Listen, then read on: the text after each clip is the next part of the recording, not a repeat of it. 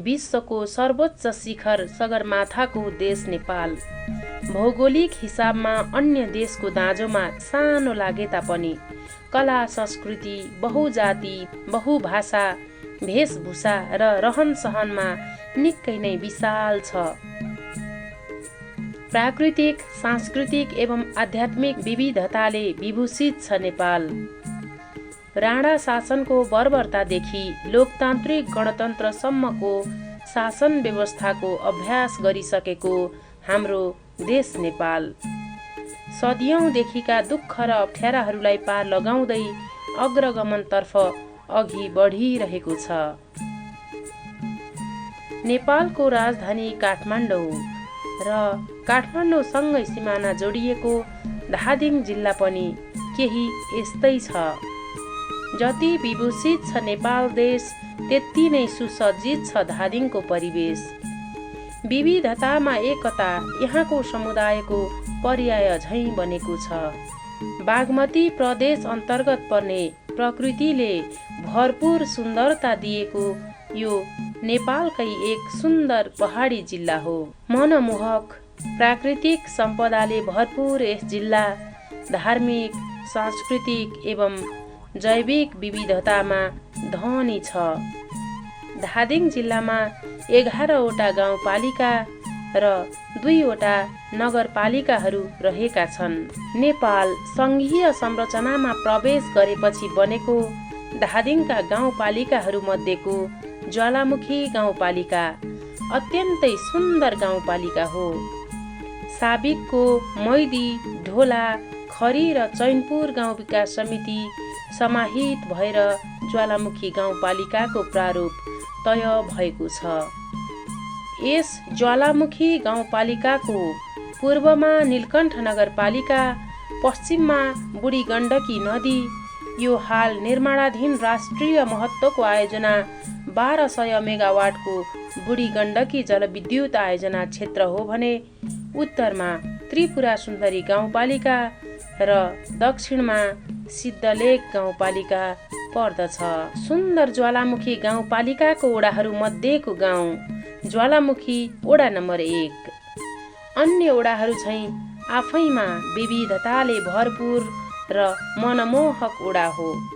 विकासका खुड्किलाहरू चढ्दै गरेको यस वडामा पुग्न जिल्ला सदरमुकाम धादिङ बेसीबाट करिब 17 किलोमिटरको दूरी पार गर्नु पर्दछ।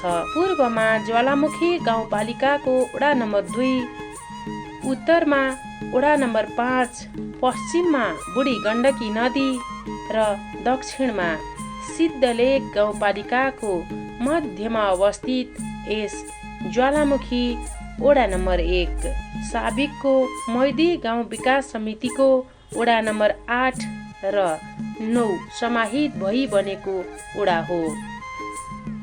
यहाँका हरेक कुरामा प्रकृतिको सौन्दर्य सजिरहेको छ।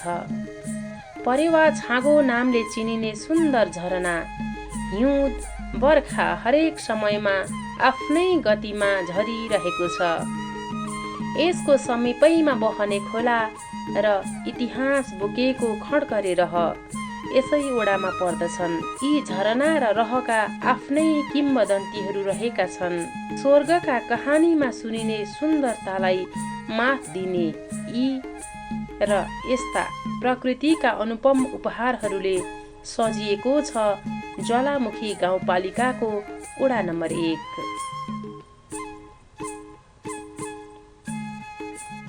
कुल 3881 जनसङ्ख्या रहेको यस वडामा रहेका कृषि, पशुपालन, जलस्रोत, वन जङ्गल लगायतका स्रोतहरू यस वडाका समृद्धिका स्रोतहरू हुन्। पहाडी भूसंरचना रहेको ज्वालामुखी 1मा वन जङ्गल, खोला एवं नदी नाला र खेतीयोग्य जमिन यथेष्ट छ। 12 महिना सिँचाइ हुने ठाउँदेखि लिफ्टिङ प्रविधि प्रयोग गरेर मात्रै पानी पुग्ने गाउँसम्मका बस्तीहरू यसै ओडामा छन्। ज्वालामुखी 1 को शीतल शान्त वातावरणमा स्वर्गीय अनुभूति छ। त्यसैले त राजा पृथ्वीनारायण शाहले यसै भूमिमा आफ्नो जीवनको महत्त्वपूर्ण हिस्सा बिताएका इतिहासहरू भेटिन्छन्।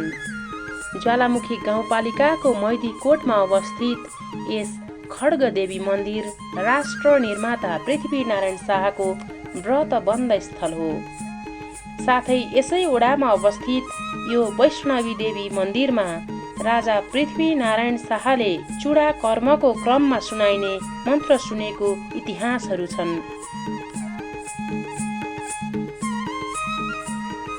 धादिङको ज्वालामुखी 1 प्राकृतिक, आध्यात्मिक, धार्मिक र ऐतिहासिक हिसाबले पर्यटकहरूलाई एउटा विशिष्ट गन्तव्य बन्न सक्छ।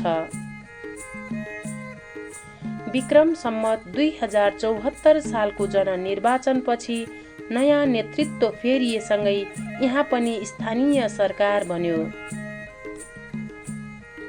जसको नेतृत्व यसै ठाउँमा जन्मिएर हुर्किनु भएका यसै माटोले चिनेको व्यक्तित्व रामप्रसाद सिलवालले गर्नुभयो। सिलवाल यस ओडाको ओडाध्यक्ष बने यता गाउँमा विकासका लहरहरू निकै नै छाएका छन्। भएका सडक संरचनाहरूको स्तरोन्नति भएका छन्। विकटमा रहेको ठाउँ र बस्तीहरूमा ग्रामीण मोटर बाटो खनिएका छन्। केही मोटर बाटो यसरी बनि नै रहेका पनि छन्, जसका कारण स्थानीय स्तरमा उत्पादन भएका उत्पादनहरूलाई सजिलै बजार पुर्याउन सकिएको छ। स्थानीयको जीवनस्तरमा उल्लेख्य सुधार ल्याएको छ यस्ता कार्यहरूले। एउटा सिफारिस मात्रै लिनका लागि पनि घण्टौँको उकाली ओह्राली हिँड्नुपर्ने बाध्यता हटेर यसरी घर नजिकैको वडा कार्यालयबाट सेवा लिन पाउँदा स्थानीय पनि निकै नै खुसी छन्। गाउँमा बाटो आएसँगै जीवनयापनका तरिकाहरू फेरिएका छन्। कृषिमा पनि सडककै कारण निकै नै परिवर्तन देखियो। हलो जुवा र गोरुहरूका दुःखलाई ट्र्याक्टरले लगभग विस्थापित नै गरे, जसका कारण कृषिमा हुने सहभागिता दरमा वृद्धि आयो। यति मात्र होइन, झिसमिसेमै आँखा मिच्दै पानीका लागि धाउनु पर्ने बाध्यता हटेर डोको र नाम्लोले विश्राम पाएको छ। एक घर एक धारा कार्य सञ्चालन गरी खानेपानीको लाइनमा घण्टौँ कुर्नुपर्ने बाध्यतालाई हटाउने ओडा नेतृत्वको प्रयास प्रशंसनीय छ। यसरी डोको नाम्लोको दैनिकी फेरिएसँगै गाउँको स्वरूप पनि निकै नै फेरिएको छ। महिलाहरू विभिन्न समूह र सहकारीमा आबद्ध हुन थालेका छन्। महिला सशक्तिकरणमा ओडाबाट पनि निरन्तर पहल भइरहेको छ। यसका अलावा गाउँ गाउँमा कृषि क्रान्तिका लागि पहलहरू भएका छन्। कृषिको परम्परागत खेतीका तरिकाहरू व्यावसायिक कृषितर्फ उन्मुख भएको देख्न सकिन्छ।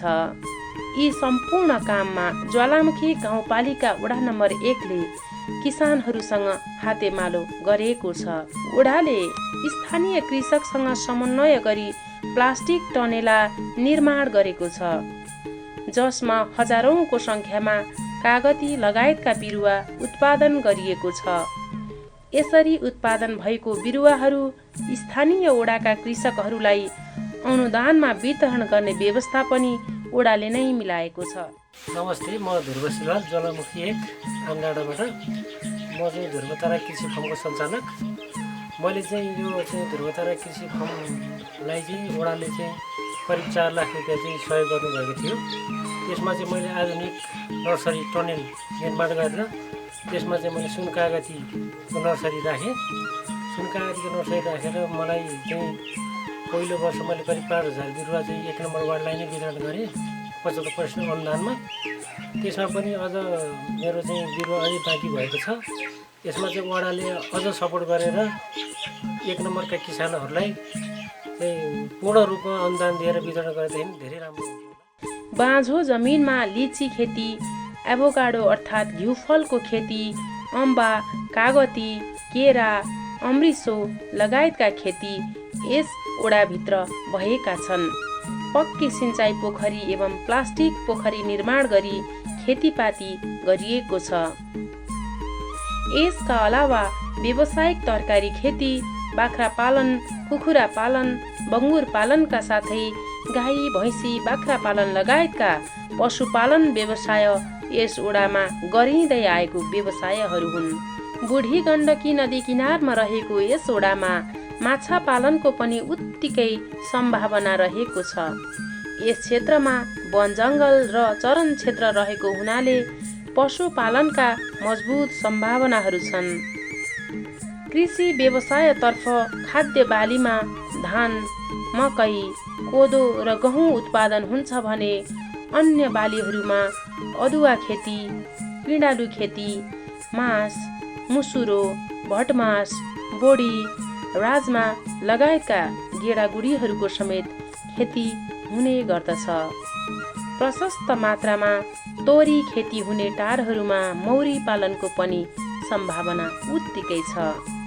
पानीका मुहानमा भेटिने आमा दिदी बहिनीहरू कृषि उत्पादनतर्फ लाग्दा आम्दानी स्तरमा सुधार हुँदा जीवनस्तर पनि गुणस्तरीय बन्दै गएको छ। यस ठाउँको विकास निर्माणका अलावा शिक्षा एवं खेलकुदका क्षेत्रमा युवाहरूको जागरुकता बढेको छ। 7वटा विद्यालयहरू रहेको यस ओडामा शिक्षा क्षेत्रमा पनि निकै नै सुधारका कार्यहरू भएका छन्। साना नानीहरूका लागि सञ्चालित इसिडी कक्षा र खेल्दै सिक्ने वातावरणले बालबालिकाहरू रमाउँदै विद्यालय जान्छन्। तथापि शिक्षाको क्षेत्रलाई अझै परिष्कृत र गुणात्मक सुधारको बाटोमा लैजानु पर्ने देखिन्छ। त्यसका लागि शिक्षा क्षेत्रले स्थानीय नेतृत्वसँग यस्ता अपेक्षाहरू राखेका छन्। मेरो नाम किशन प्रसाद दाल, पिपलडार आधारभूत विद्यालयको ज्वालामुखी एक। म लामो समयदेखि शिक्षण पेसामा सफल भएको कारणले गर्दा ज्वालामुखीमा शिक्षा क्षेत्रमा हरेक गतिविधिलाई स्थानीय तहले स्वयं अधिकार प्राप्त गरिसकेपछि धेरै कुराहरूमा समीक्षा गरेर त्यसलाई अगाडि बढाउनु पर्ने, जनप्रतिनिधिहरूले जनताको बिचमा जुन कवल हिजो गरेका थिए ती कुराहरू पुरा गर्न धेरै नै कसरत गर्नुपर्ने देखिन्छ। हरेक विद्यालयहरूमा निज स्रोतमा शिक्षकहरू छन्, त्यसको व्यवस्थापन गर्ने पाटो पनि पालिकाले लिनुपर्ने र शिक्षण पेसामा संलग्न टिचरहरूको तालिमदेखि लिएर गोष्ठीदेखि लिएर उनीहरूको क्षमता अभिवृद्धिका तालिमहरू अहिले रोकिएको छ। जति बेला स्रोत केन्द्रमा शिक्षा शाखा रहँदाखेरि गरेका गतिविधिहरू अहिले शून्यमा झरेको छ। यसलाई निरन्तरता दिनको निम्ति गाउँपालिकाले एउटा छुट्टै कमिटी बनाएर निरन्तरता दिँदा ज्वालामुखी सिङ्गो ज्वालामुखीभित्र शिक्षाको क्षेत्रलाई गुणात्मक रूपमा फड्को मार्न सकिने अवस्थाहरू जब आएछ भन्ने कुराहरू म यो टेलिभिजन मार्फत अनुरोध गर्न चाहन्छु। धन्यवाद। आफ्ना कार्यहरूलाई कुशलतापूर्वक गर्दै यस ओडाले देशले तय गरेको विकास लक्ष्य हासिल गर्नमा निकै नै सघाइरहेको छ। दियालो र टुकीलाई इतिहास बनाउँदै बिजुलीको प्रकाशले गाउँघरमा रोशनी छरेको छ। हावाको झोक्कासँगै अस्ताउने बिजुली अहिले हुरी र बतासको वेगलाई प्रवाह नगरी बलिरहने सम्मको बनाउन सफल देखिन्छ यहाँको नेतृत्व। मक्किएका काठका पोलहरूका ठाउँमा पक्की फलामे पोलहरू ठडिएका छन्। मौजुदा स्रोत साधनको न्यायोचित वितरणबाट समृद्ध ज्वालामुखी गाउँपालिका निर्माण गर्नका लागि वडा नम्बर 1 का नीति र कार्यक्रमहरूको विषयमा यसो भन्नुहुन्छ वडा अध्यक्ष रामप्रसाद सिलवाल। नमस्कार सबैमा। अब कतिपय कुराहरू त माथि आइसकेको छ, तैपनि मैले छुटेका कुराहरू वडा सदस्यज्यूहरूले छुटाउनु भएका कुराहरू र यो वडामा प्रमुख रूपमा प्राथमिकता राखेर गर्नुपर्ने कामहरूको बारेमा यहाँलाई केही जानकारी गराउन चाहन्छु। जस्तो बुढी गण्डकी बहुआयामिक जलविद्युत आयोजनाबाट विस्थापित हुने 335 घरधुरीलाई पुनर्वासको व्यवस्था गर्नुपर्ने छ। यो च्यालेन्जको विषय हो। त्यसको बारेमा खुलाल सुवारा टाँगी खर्क तल्लो ठुल्चोर भन्ने ठाउँलाई आइई रिपोर्टबाट पनि बस्न उपयुक्त भनेको छ। त्यसमा चाहिँ अब हामी केटापट्टि लागेका छौँ पुनर्वासको लागि र त्यो पुनर्वास गर्न सकियो भने त्यहाँका बासिन्दाहरू कुमाल माझी लगायतका तिनीहरूको संस्कृति पनि जोगिने र एकै ठाउँमा एउटै गाउँ बनेर बस्ने र भोलि विकास निर्माण पनि सहज हुने अवस्था देखिन्छ। तैपनि दुर्भाग्यपूर्ण हुनुपर्छ बुढी गण्डकी आयोजना कछुवा गतिले चाहिँ अगाडि बढेको छ।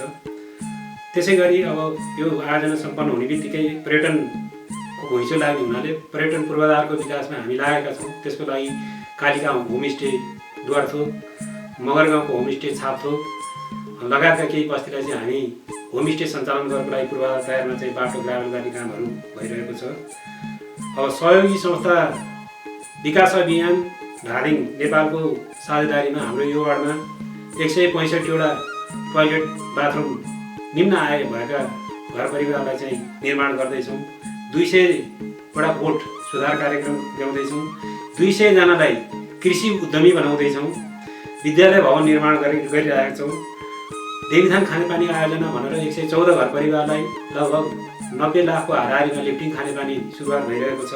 स्वास्थ्य परामर्श सेवाको रूपमा चाहिँ उहाँ आइसिडिसी धादिङले काम गरिरहनु भएको छ र उहाँलाई पनि म धन्यवाद दिन चाहन्छु। यसै गरी प्रदेशबाट सङ्घबाट आएका बजेटहरूबाट सडकहरू कार्यान्वयन गर्ने र पिचको चरणमा पनि गएको छ। पाल्पा भन्ज्याङ मैदी पिपलटार सडक अहिले पिचको 6 किलोमिटर पिच हुँदैछ। त्यसै गरी ससा अमराई दरभाड सडक ग्राभेलको अन्तिम चरणमा छ। हामी आगामी वर्षदेखि पिचको कार्यक्रम अगाडि बढाउनेछौँ। त्यसै गरी अब यहाँ रहेका सम्पदाहरूलाई संरक्षण गर्ने र त्यसलाई प्रवर्धन गर्ने र प्रचार गर्ने अभियानमा लागेका छौँ। भोलि गएर चाहिँ त्यो एउटा धार्मिक पर्यटनको चाहिँ गन्तव्य स्थल बन्न सकोस्, जसको लागि वैष्णवी मन्दिर, रूपाकोट मन्दिर, सनातन धर्म मन्दिर, पशुपति मन्दिर यी आदि छन्। त्यसै गरी कतिपय कुराहरू हाम्रो पृष्ठभूमिमा पनि आइसकेको छ। परेवाछाँगा लगायतका चाहिँ तलका बस्ती टारहरू, माझीटार, जोइटार, पिपलटार, सेरा आदि फाँटहरू डुबान हुनुभन्दा अगावै पनि त्यहाँ हामीले आधुनिक ढङ्गले चाहिँ कृषि प्रणालीलाई चाहिँ विकास गर्ने तयारीमा लागिरहेको छौँ। अहिले यो वर्ष पनि तरबुजो खेती तपाईँलाई चाहिँ कर्नाटकबाट चाहिँ बिउ ल्याएर चाहिँ हामी तरबुजो खेतीको चाहिँ परीक्षण गरिरहेका छौँ। र त्यसै गरी अन्य कामहरू, मर्मत सम्हारका कुराहरू, शैक्षिक गुणस्तरका कुराहरू, शैक्षिक क्षेत्रलाई पनि हाम्रो 7वटा विद्यालय, त्यो विद्यालय पनि आधारभूत तहदेखि नै कम्प्युटर शिक्षा उपलब्ध गराउने भनेर चाहिँ हामी कोसिस गरेका छौँ। त्यसलाई पर्याप्त मात्रामा बजेट विनियोजन गर्दैछौँ। अब स्वास्थ्य अहिले 1, 2, 3 सालको मैले गएको छु 7वटाले पनि मानेको छौँ। हाम्रो यो वडामा स्वास्थ्य चौकी नभएको अवस्था छ। तैपनि हामीले चाहिँ टाढाको बस्तीहरूलाई लक्ष्य गरेर पिपलटारमा स्वास्थ्य इकाइ, रातमाटामा बर्थिङ सेन्टर 2टा स्वास्थ्य इकाइहरू सञ्चालन गरेका छौँ।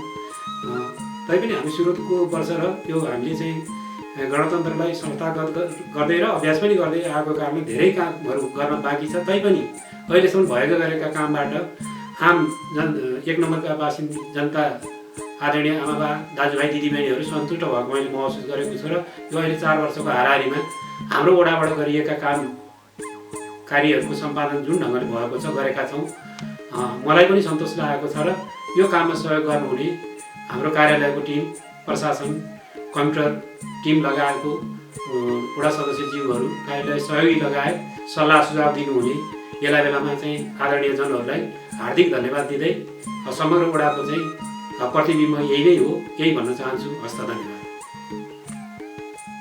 प्राकृतिक छटाले भरिपूर्ण यस वडा नम्बर 1मा निर्माणाधीन राष्ट्रिय गौरवको आयोजना बुढी गण्डकी जलविद्युत आयोजनाले प्रत्यक्ष प्रभाव पारेको छ।